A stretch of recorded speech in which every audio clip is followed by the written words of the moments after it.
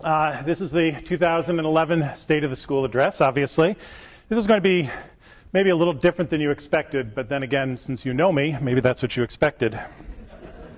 What I'm going to do is review, as we usually do, where we've been and where we are as a school, but I'm also going to take a fair bit of time today to talk about where I see us going and how I think we're going to get there.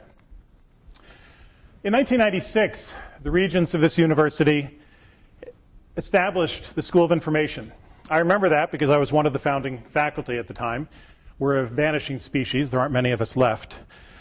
In our first year, we developed an experimental foundations course, the first attempt to develop a new core curriculum for the master's program. It was a 9-credit course. Yep, 9 credits. Team taught by 4 faculty. I was on that team, and we took 25 volunteer students that year. I had the honor of giving the opening lecture in the very first course in the new MSI curriculum. And I saved my slides.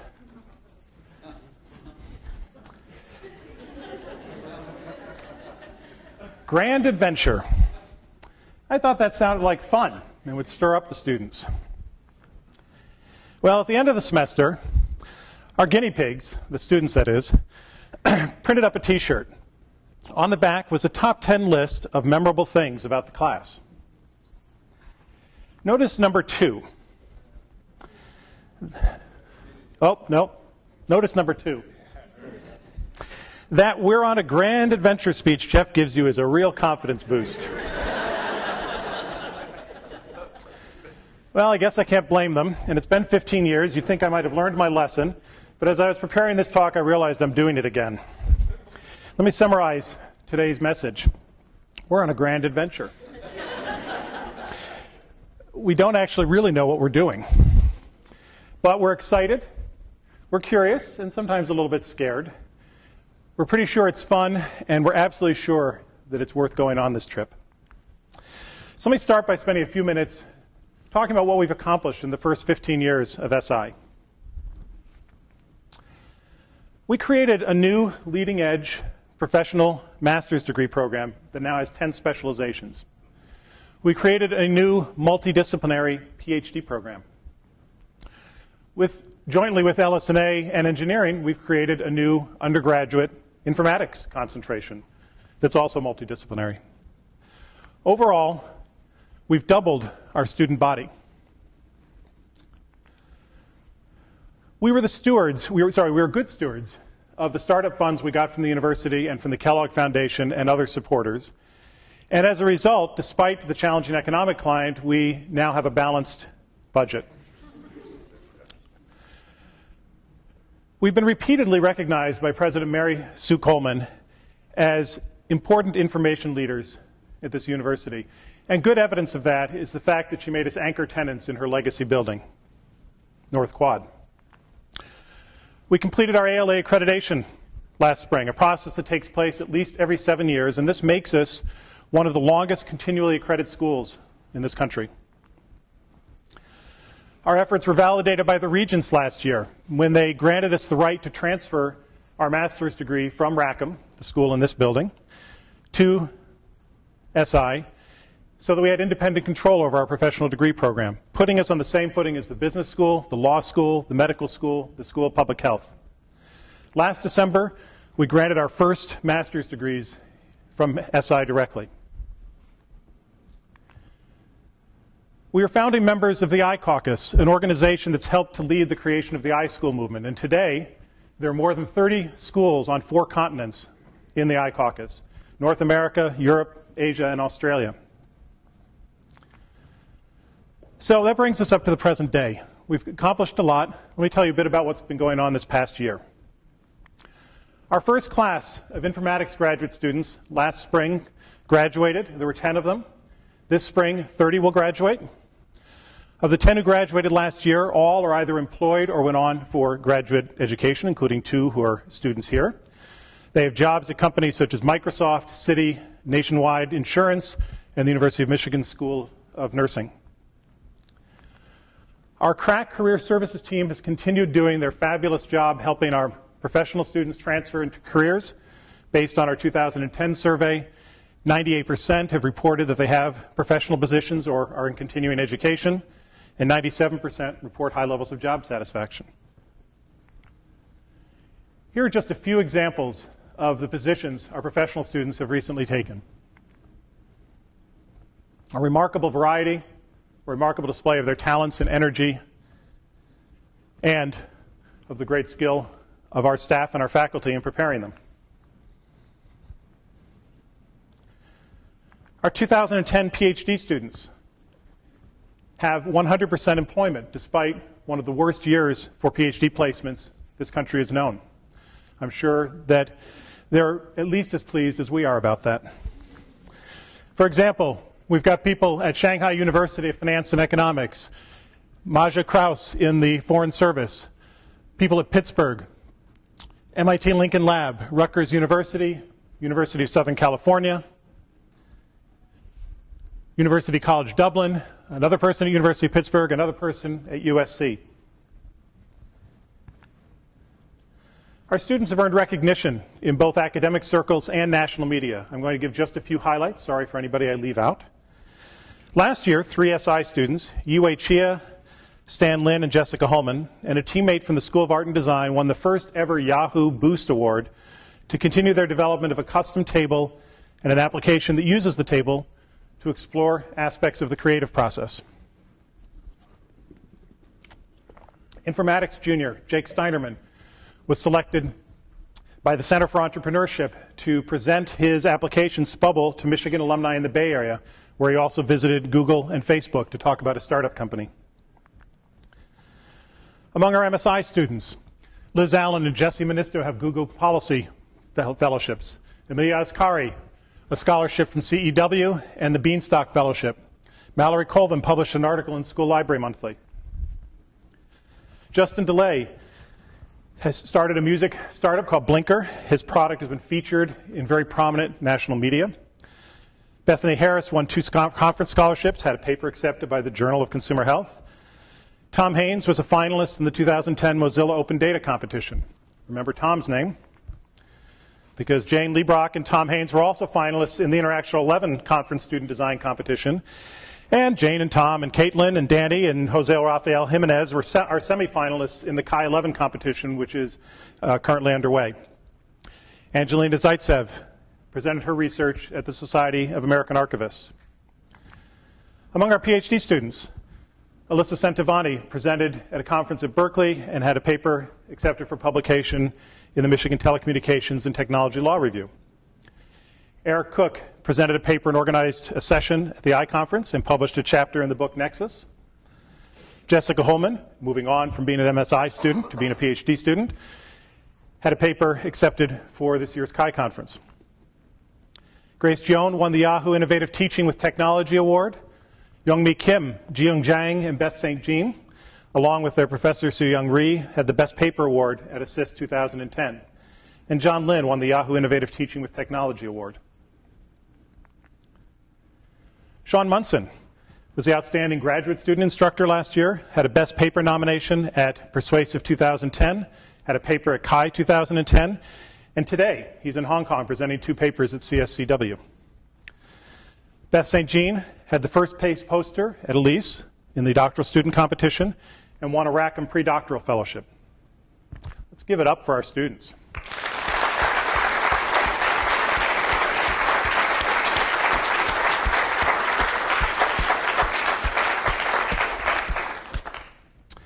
The faculty haven't been asleep either. Lotta just appeared as a panelist at the prestigious South by Southwest. Eitan was a finalist for the intensely competitive Microsoft Research Faculty Fellowship. Fran Bluen just published Processing the Past from Oxford University Press. Paul Edwards published A Vast Machine with MIT Press, and it was named one of the best books of 2010 by The Economist, as well as winning rave reviews from essentially every scientific publication on the planet. Tom Finhold had a paper of his named one of the top 3 most influential papers in ICSE in the past decade. Kristen Fontecchiaro published Podcasting 101 and won the Margaret Grazier Award for contribution to the profession. Steve Jackson, with his MSI students, Alex Pompey and Gabe Krishak, won the Best Paper Award at the 2011 iConference. Draga Radev and his fellow coaches won the Linguistics, Language, and the Public Award from the Linguistic Society of America for their amazing work with high school students in the International Linguistics Olympiad, Computational Linguistics Olympiad. Karen Markey won the Provost Teaching Innovation Prize for her work on bibliobouts. Chuck Severance was appointed to the editorial board of Computer, and Yan Chen was named the Changjiang Scholar by Shanghai Jiao Tong University and the Ministry of Education in China. Overall, in research,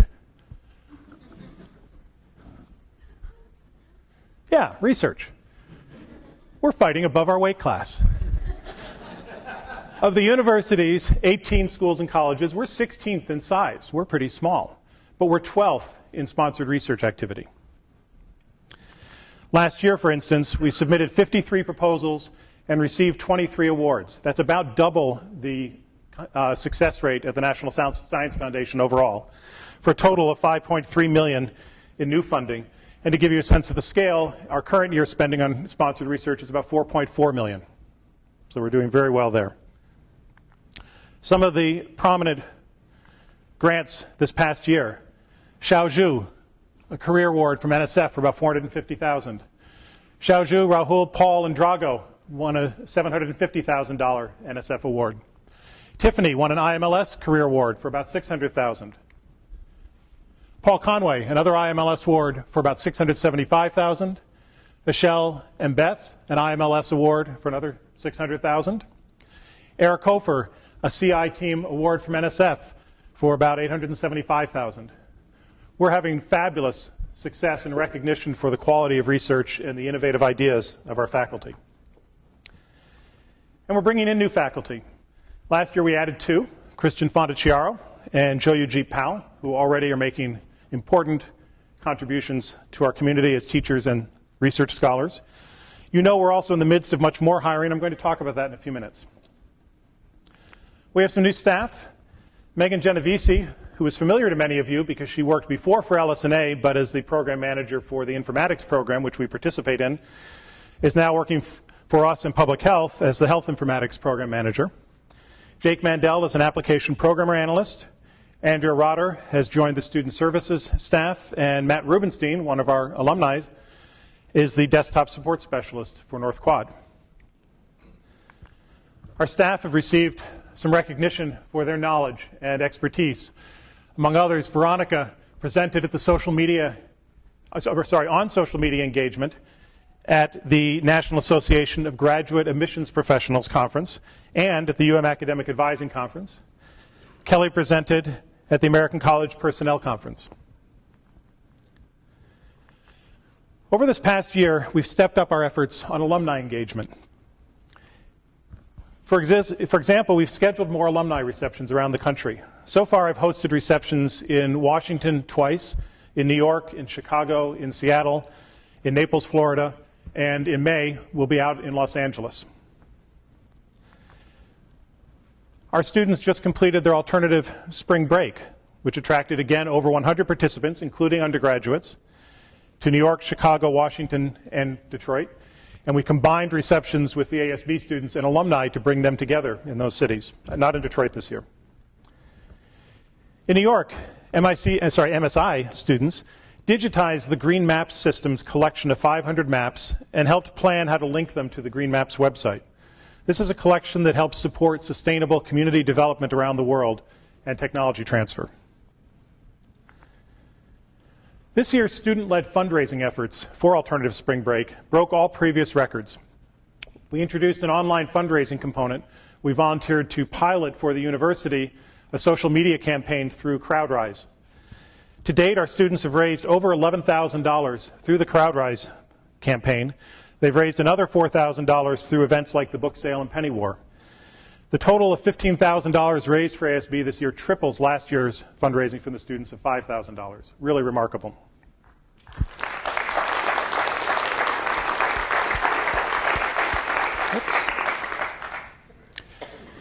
First-year student Deborah Jade Nelson took top honors in the CrowdRise effort. She raised a whopping $2,150 and won a new iPad. Congratulations to Deborah.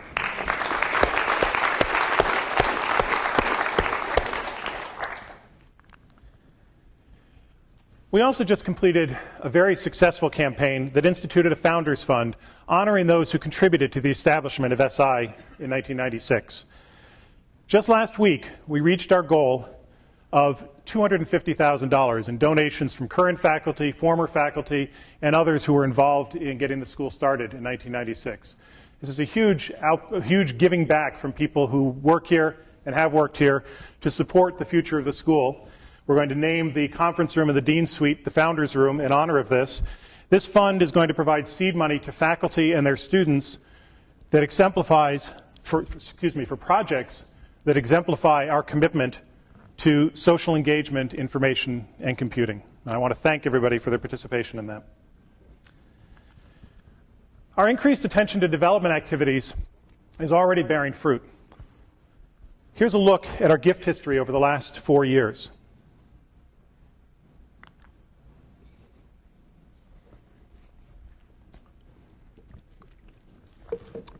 You can see with a very quick calculation that in the current year, our development fundraising efforts has 50% increased over last year, and the year isn't even finished yet. So far so good. In fact, the state of the school is very good. We're in strong shape intellectually, our student body is strong, our finances are strong. So, where do we go from here? We've accomplished a lot, and we are very good, but we can be great. And indeed, we're going to be the best academic program in the country in teaching and research in social engagement, information, and computing. First, let me say a word about how important information is. Since humans were, well, protozoa, our survival and our ability to thrive has depended on interaction with information. For example, all organisms have to solve information problems like, where is the meat? And how do I combine my sensory perceptions together with my stored and recalled knowledge to form a strategy to get the meat once I find it? And don't get me started on protozoa reproduction and DNA. Since we evolved consciousness, it's through interaction with information that we experience beauty in art, that we find meaning in our lives, and that we understand the world around us.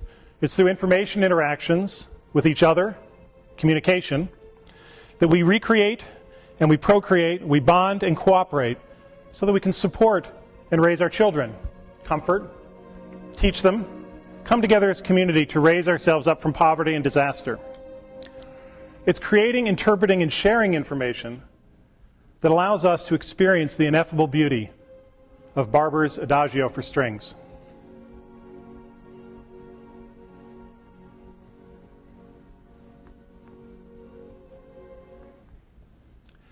Our visual system, from the cornea to the rods and cones, through the optic nerve, into the occipital lobes of the brain, is an information processing technology. What are humans without the information technologies that we call senses? Our vision, our hearing, touch, balance, pain, location and acceleration, time, temperature, taste. What are humans without the technology to generate and emit information, whether through speech, writing, painting, or dance? In short, we're not people without information, nor without our information technologies. We live in a time when information sources are available as never before, a time when both information and technology are advancing at exponential, breathtaking rates. So understanding human motivation, feelings, and behavior while interacting with information and its technologies is a surpassingly important human endeavor. Applying this understanding to the improvement of information sources, collections, and technologies to aid us in the cycle of creation, communication, and information use is a noble undertaking. Understanding and improving the quality of human existence through addressing the fundamental interaction of people with information and its technologies, through processing and sharing, is something about which we can be passionate. Indeed, it is something about which the students, faculty, staff, and alumni of SI are passionate. Understanding and improving the quality of human existence through information and its technologies. That's why we're here. That's why we get excited, and that excitement fuels our vision, our energy, and our talents. That's what's going to make us truly great.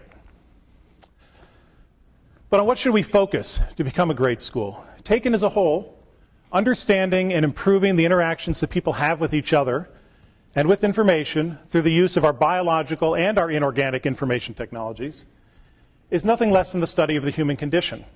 That's the mission of a great university. Yet, we're only one school inside a great university, so what should we do? For example, under the broad rubric of people, information, and technology, we could hire a neuroscientist, somebody studying the ways in which the properties of neural axons process information and modify information while communicating action potentials between distant locations in the brain. That's science addressed to the interaction of a person with information and with information technology. But let's leave the low-level neuroscience to others. We can't become the best or even great in neuroscience. At SI, we mostly study and improve information and its technologies at levels ranging from the individual person up to an entire society. That's still a huge frontier. It'd be foolhardy to say that we aim to be the best at studying all interactions between people, information, and technology at the individual level all the way up to nation states and global society. If we want to be the best at something, we have to narrow it further than that. To be great, it's necessary to be passionate. Our work is difficult. Long hours, many failures and frustrations along the path to discovery, competition with others racing to make discoveries and innovations first, and often long delays before our discoveries affect the lives of other people. To engage on these challenges and to persevere and to perform better than others, we need the energy, focus, and drive that comes from passion. So what are we passionate about? How does that help us define our mission? As individuals, as a community, I believe that we share a passion for making a difference in people's lives. We had a day-long faculty retreat in October to brainstorm about our desired identity. And the clear message that came out of that was, we want to make a difference. Our life's work is not just about people or about their information and their information technologies. Our passion is to do our work in service of people. Information for people. Information technologies for people. Our passion is to understand and to improve information and its technologies in service of people, and that will help us define our mission. We're going to be the best academic program in the world in understanding and improving the interaction of people with information and its technologies in service of people. Gregory Bateson memorably and usefully defined information as a difference that makes a difference. We're going to be an iSchool that makes a difference. So I say to you, and I ask you to join me, we will be the best in the world at social engagement, information, and computing. We can be the best. We have the passion. So let's join together in a commitment to do the hard work towards that goal. And if we find the goal is too broad, if it's not sharply enough defined, then we need to have the discipline to be even more focused so that we can make a big difference in people's lives. Social engagement, making a difference, big words. What might we actually be doing? Let me start with some examples. The first is democratization of health. Life expectancy is increasing. That's a good thing. But more than half of us will experience at least one chronic condition in our lifetimes. 11% of people over the age 20 in the US have diabetes. 27% of those over age 65. The lifetime risk for somebody born in the US in the year 2000 is 35% of contracting diabetes. For Hispanics, it's 48%. Heart disease and stroke are 2 to 4 times higher for diabetics. 2/3 of those over 20 who have diabetes also have high blood pressure. This is a terrible chronic condition, and its incidence is increasing. Several of our faculty have already been trying to make a difference. For example, Resnick, Richardson et al. Have been combining pedometers, online feedback, and electronic communities to try to support and motivate and inform people to maintain their health while they deal with diabetes. They found that people who engaged online increased their daily steps. On average, they walked 1.25 miles per day rather than 1 mile per day. And they found that those who participated in the e-community, supporting each other, were much more likely to continue in the program, 79% versus 66%. Let me turn to making a difference in developing countries. In Brazil, Guatemala, and Venezuela, about 40% of the homicides are of youth aged 15 to 24. In Guatemala, 62% of people who have disabilities live in poverty. Only 1 in 10 students with disabilities finish high school. Over half are illiterate. About 2/3 of the youth in Guatemala live in poverty. Our colleague, Joyuji Pal, participated in a project that delivered basic IT training to help at-risk youth and disabled adults become more employable. The study team discovered that the training did increase employability, but they discovered much more than that. Because computer use in poor countries is a sign of status, the disabled and impoverished in the program experienced increased self-esteem and demarginalization. Also, these members of marginalized populations, by interacting through the IT training centers, gained a stronger sense of community. As another example of making a difference, Steve Jackson and 2 doctoral students published work on location-aware applications to support mobile food vendors in developing countries. What about civic engagement, a hot topic recently? On June 6th, 2010, Khaled Mohammed Saeed was sitting on the 2nd floor of a cyber cafe in Cairo. 2 policemen entered and arrested him. They took him across the street, and according to several eyewitnesses, they beat him to death.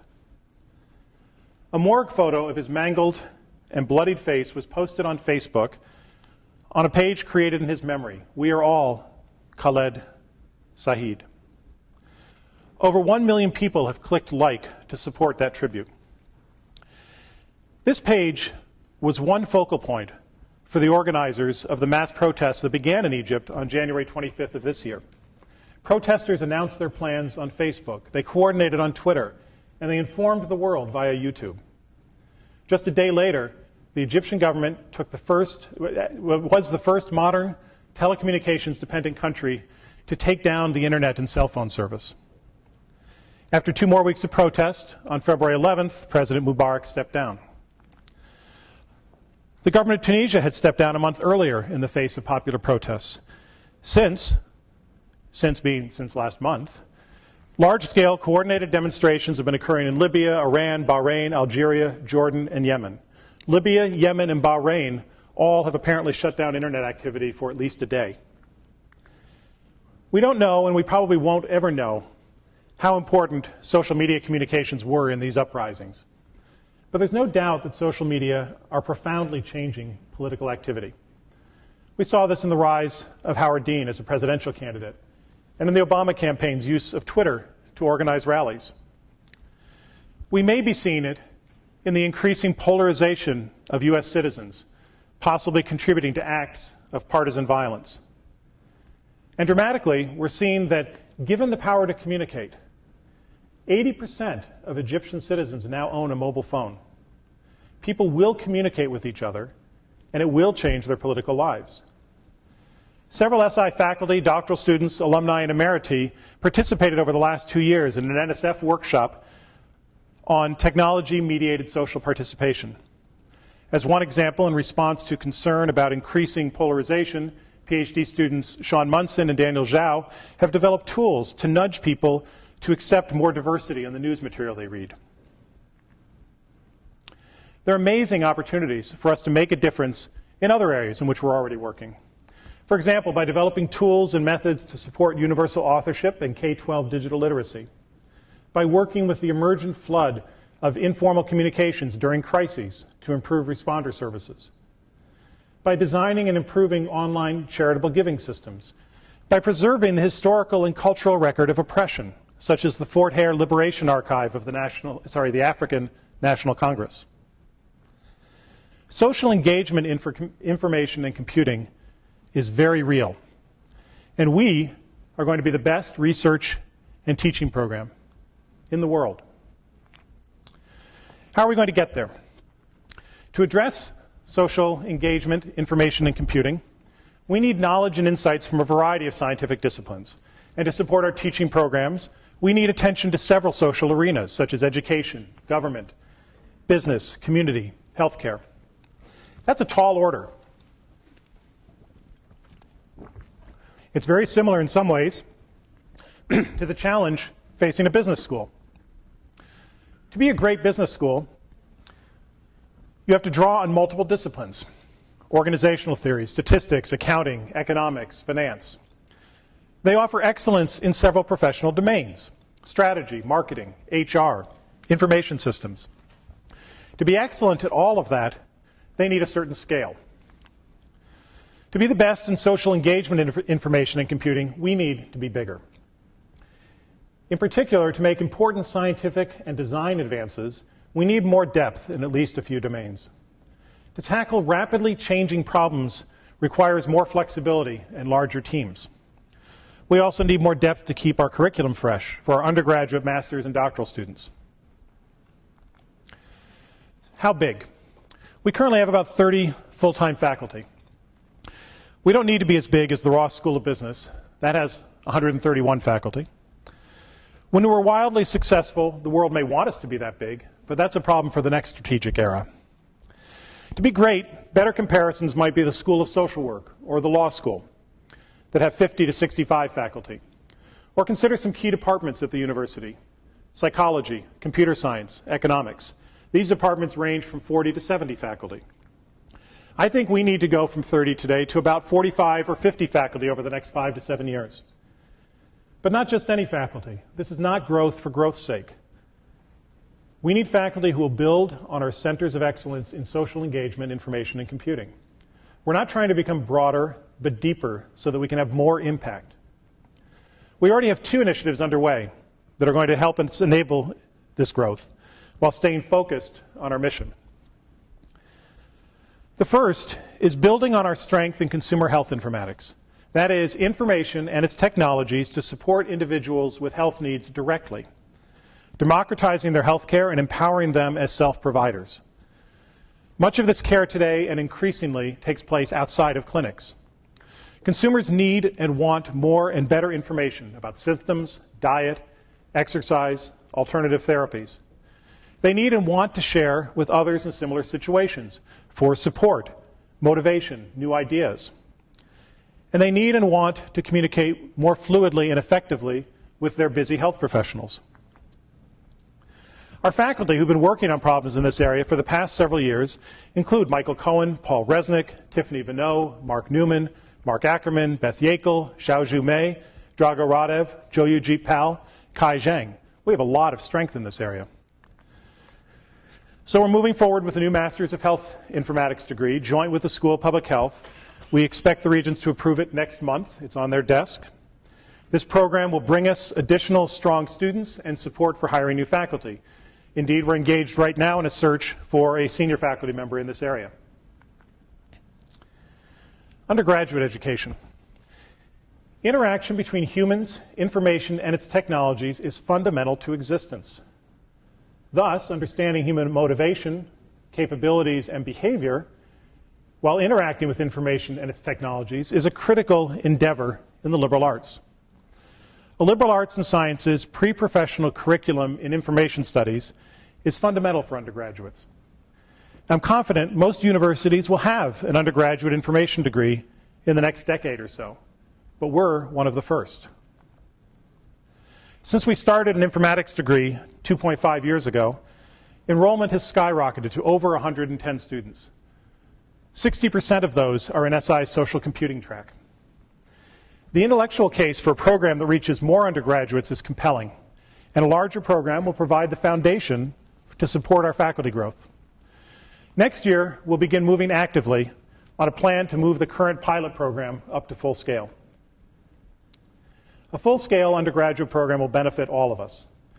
We will be able to devote more resources to the scientific foundations of our field.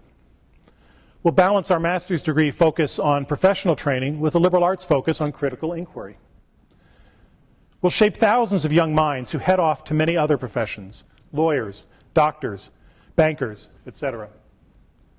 And we'll build a large and stronger network of alumni to support our graduates, our students, and our school. So we've already commenced the plan to grow the faculty with a disciplined focus on social engagement computing. Consider the 3 new faculty we've already hired and who have accepted this year. Finn Brunton is a digital humanist. His current major work is a book on the history of internet spam, which explores and illuminates the ways in which we define boundaries in our e-communities, as much by the way and how we exclude as by what we include. Lionel Roberts specializes in the use of communication technologies to support collaborative work. He has been discovering subtle and surprising ways in which different technologies interact with gender and racial diversity to affect team performance. Julia Adler-Milstein works in health informatics, policy, and management. Recently, she's been discovering the extent to which electronic health record systems have been accomplishing their goals in mid-sized clinics. She has also published her discoveries on sharing through regional health information centers and on the costs of using technology to support diabetes management. In the next few weeks, we'll be making 3 more offers in HCI, social computing, and another in health informatics.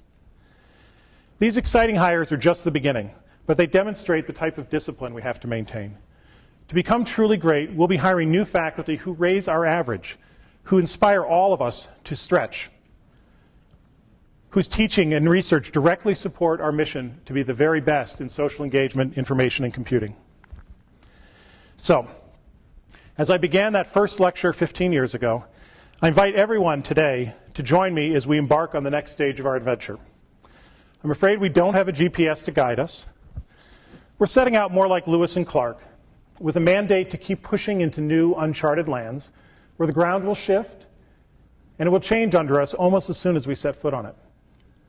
It might be scary at times, but I can promise you exciting discoveries, great traveling companions, and plenty of fun along the way.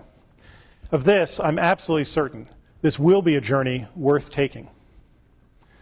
Thanks for listening. I'd be happy to take some questions if there are any.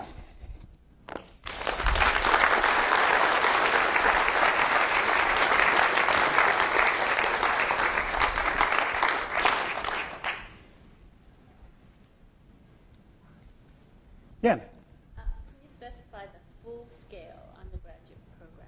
Does it mean that we're going to recruit from freshmen? Our undergraduate committee has been working on this. Oh, right. Repeat the question. Jan asked about what I mean by the full scale of the undergraduate program. For instance, would it start with freshmen? Our undergraduate committee has been working this year on investigating what would be sensible as a full-scale program, and we expect to bring a report to the faculty to get a read of the faculty on whether it makes sense to pursue along those lines. They're not done yet. I'm not ready yet. But I can tell you what I think. I think it would be unlikely we'd want to start with a freshman admit program. It would probably be a junior-senior program, much like the School of Public Policy undergraduate program. As for scale, based on programs at other universities and based on the growth we've seen already, I think we could quite easily expect to have 400 or 500 students in a few years at the junior and senior levels. And that's the kind of program that would easily support us having 50 faculty. But that's not my decision. That's really the faculty's, and we're working on bringing a proposal forward to the faculty that we would then pursue next year if it gets approved.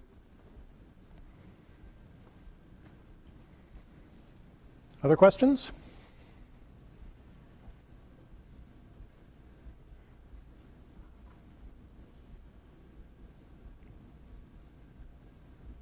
Yes? No? Should we call you Captain O Captain for on this new adventure? I don't know. There's some interesting associations with that. I'm not sure I want them all. Although I wish I were as funny as Robin Williams. Anything else? Okay. Thank you all for coming.